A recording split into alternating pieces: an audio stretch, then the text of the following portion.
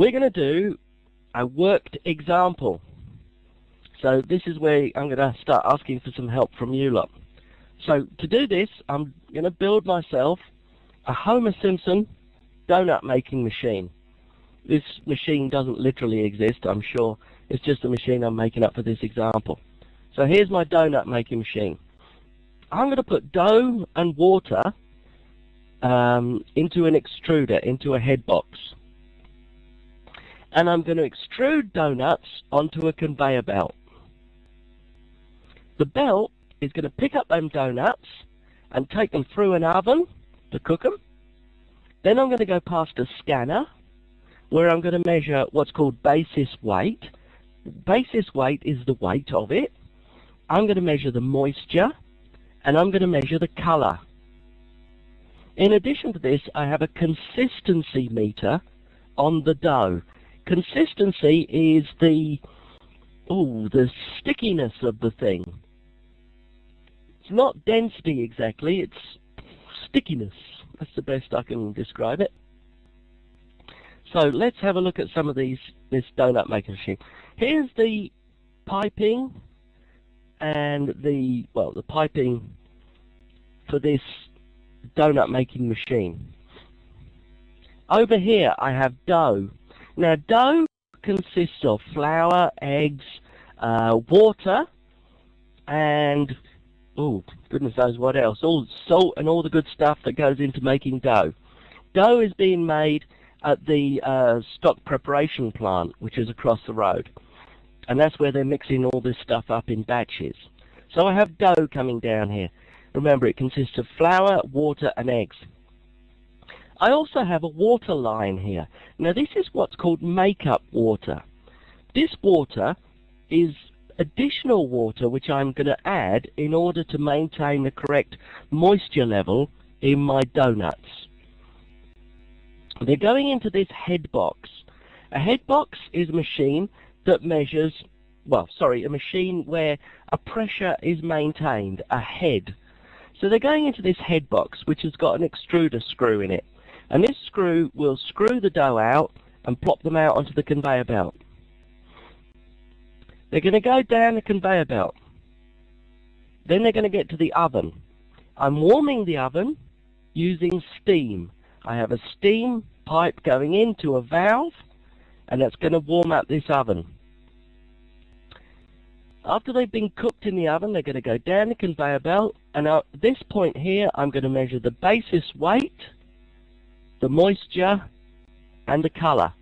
And then they're going to drop off the conveyor belt into boxes and be sent off to the shops. Everybody okay so far?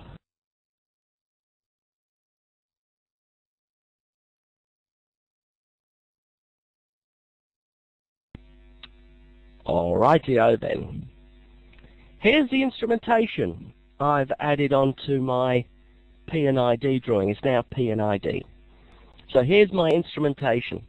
I don't have pucker letters to use for things like consistency and basis weight and moisture and color. So in the true spirit of instrument people everywhere, I just make them up and use what's convenient. So I'm going to use BW for basis weight and MOI for moisture and COL for color. That's because they are the letters that we use. So there's my instrumentation dotted around the thing. First things first, flow meters. This is where I need you now to get typing. What type of flow meters are available to me?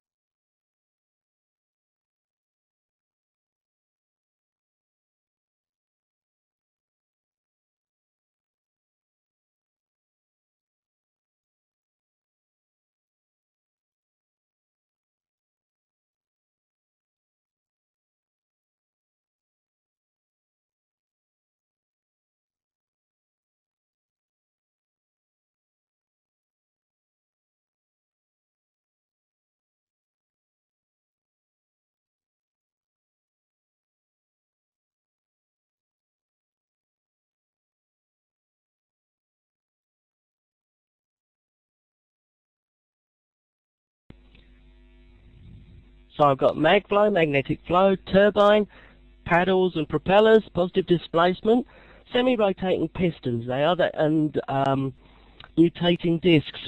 This sort of thing you get on your water flow meter at home. Vortex, which works just like the flag flapping, vortices breaking off from a bluff body. Any others?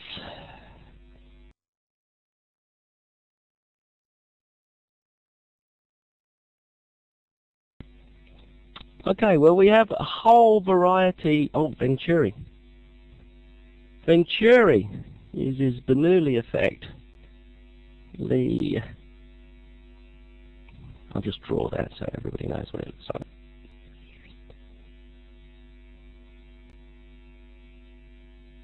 We get a vacuum in the middle there. Do you know that is a terrible drawing? Anyway, we have a whole bunch of differential pressure type flow meters. We've got the orifice plate. We've got pitot. I hear a pitot tube sensor was implicated in the crash of the Air France aeroplane. What else have we got? We've got ANU-bar. Yeah, that'll probably do us for now. Okay, so these are the flow meters that we know and we've seen. Now, when it comes to choosing flow meters, this is the sort of decision process I usually go through. I say to myself, firstly, okay, if it's going to be a liquid, if it's conductive, then I'm going to use a mag flow. Mag flow is always my first choice. Mag flow is the first meter I always want to use. It's very, very accurate, it's very reasonably priced, and it just works. So if at all possible, I'm going to go for the mag flow. If it's not conductive, then do I need tremendous accuracy? In fact, if I need even more accuracy than mag flow, I'm still going to go to Coriolis. If I need very, very good accuracy, I'm going to go to Coriolis. Coriolis is absolutely accurate.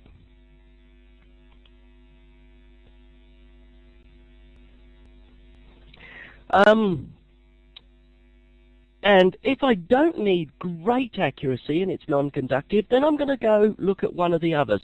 Either turbine, ultrasonic, orifice, or calorific. This is my basic decision-making process with liquids. Now, sometimes this gets short-circuited, and it depends on the process variable. What can short-circuit this decision-making process is what exactly is in the pipes. If there is something very, very nasty in the pipes, then I'm probably going to go ultrasonic, because the ultrasonic flow sensor is on the outside of the pipes, so I don't have to put my lovely instrument anywhere near the nasties inside the pipe. You always got to consider, whenever you're choosing anything, you've always got to consider what is it in the pipe. If it's something that's fairly benign, like water, then fine, we can go mag flow. Conductive, it's nice. But if it's something nasty, then we may have to go something else. And nasties, acids, alkalines, salt. Brine is incredibly horrible. Brine is horrible, horrible stuff that will eat flow meters. It will eat the little electrodes on mag flow meters. It'll eat the pipes in Coriolis meters. It'll eat a turbine whole. The orifice ends up being a very big orifice, like it's in jail or something. So ultrasonic would be great for that, just because it's so nasty. Now, if I have gases, the first thing I'm going to ask myself is, how nasty is this gas? Is it a nasty gas? If it's a very nasty gas, I'm going to go with a very solid flow meter. And the Vortex flow meter is built like a tank. So if it's a very, very nasty gas, I'm going to go for the vortex flow meter. Vortex flow meter, if you remember, is the one with the bluff body and then the flag and the vortices breaking off either side. So if it's a nasty substance, I'm going to go with vortex because it's very solid. If it's not so nasty and I need lots of accuracy, I'm going to go with Coriolis again. Coriolis is always my best choice when I need great accuracy. If I'm not that interested in accuracy, I will use one of the others, and in descending order of accuracy, Turbine's the most accurate, Orifice Plate, Pitot Tube, and Calorific. Calorific is really not that accurate, but it's cheap and it's easy to install. Pitot tubes are okay until they get blocked up, like the Air France aeroplane. Orifice, well, that's an old one that's been around for millions of years. Turbine is very accurate, providing we haven't got any elbows nearby and we're using a flow straightener. So with gases, I go through this decision-making process.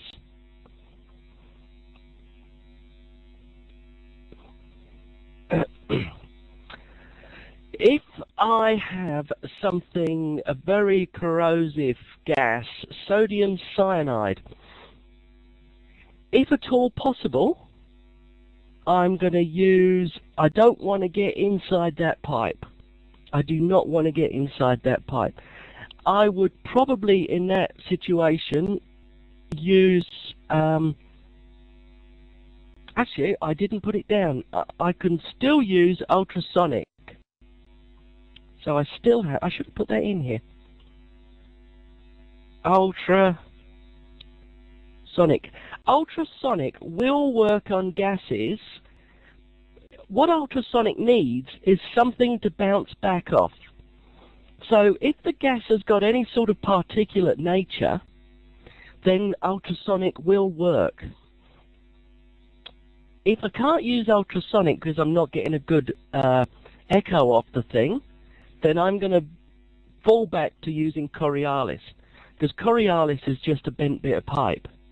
So there's no way, you know, providing I can get my Coriolis pipe possibly PTFE coated, then I think I'm going to be okay. But I certainly am not going to use anything which is going to involve getting inside that pipe or taking the crap from inside that pipe out. So I don't want to put the turbine in because I don't want to get in that pipe. Orifice plate, well, for that I need impulse pipes out to a DP cell. So that one's not going to work. I'm not going to take gas out of that pipe. Pitot tube, not going to do that again. Calorific may work, although the calorific sensor typically has two small heated stainless steel heated pads on it, and the nasties could well eat that away. So I think I'm going to try ultrasonic, and if that's not going to work, Coriolis. If the flow is high enough, we could always try vortex. The only reason I'm not saying use vortex straight off is because vortex flow meters have got a minimum flow below which they just won't measure. So if we've got a high enough flow, then vortex would be good, just because vortex is such a solid thing. Does that answer your question?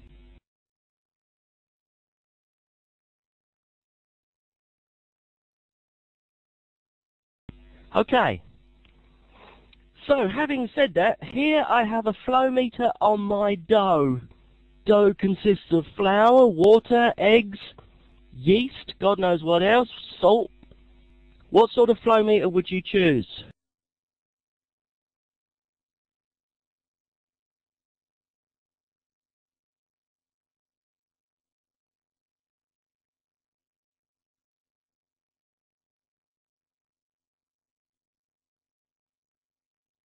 Okay, if you could use the decision thingies at the top.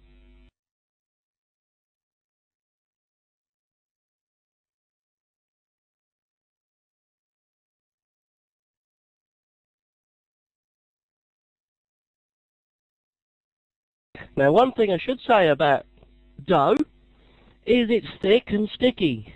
I don't think if you've ever made a cake, you'll know dough is thick and sticky. And if you put anything in the pipe, it will stick to it. So I'm really going to steer away from anything in the pipe.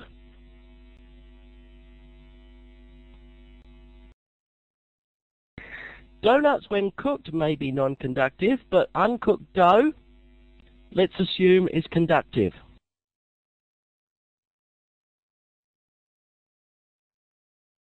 So I think the consensus we have is for the MagFlow, and I would go along with that because it's conductive liquid, so I'm quite happy with that.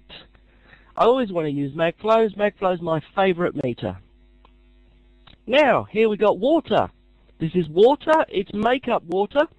It's not pure water. This is tap water. Tap water has got the same conductivity as river water. Not surprisingly, because tap water and river water are the same thing. So here we have tap water, which we're using as makeup water. What should we choose?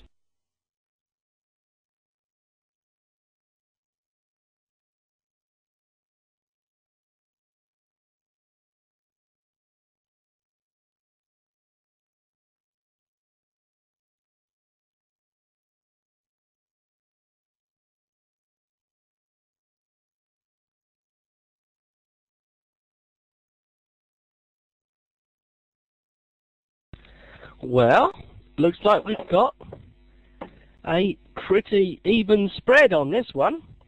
So I'm going to go through and do my reasoning. Turbine flow meter. Reason I don't want to use a turbine flow meter, firstly, is because it's a piece of crap. They go wrong and they're inside the pipe.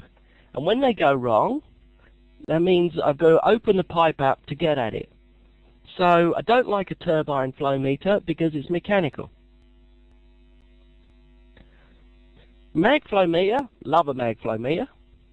Coriolis meter, could use Coriolis, but I only use Coriolis when I need to be very accurate. Otherwise, it's too expensive. Pitot tube, this would work. Yes, it would work. It's river water, or it's tap water. So eventually it will fur up. Fur up. Because if the water has got any sort of hardness in it, then that hardness will build up on the pitot tube and block it up. Also, water, tap water, contains slime molds. It's the black stuff you see on toys, bath toys that have been left in the bath for too long. It's a black slime mold layer that builds up on the inside of water pipes. That slime mold will build up on the pitot tube and will block it up. Orifice plate. The orifice plate, in order to come out of the orifice plate, so we got a pipe with an orifice, and then what we do is we come away from that with a couple of impulse pipes to a differential pressure sensor. What's going to go wrong with this is the impulse pipes. They will block up. They will block up with slime mold, and they will block up with fur if there's any hardness in the water. So I don't like that one. So let me say, don't like that one, don't like that one, too expensive. I'm going to buy a MagFlow.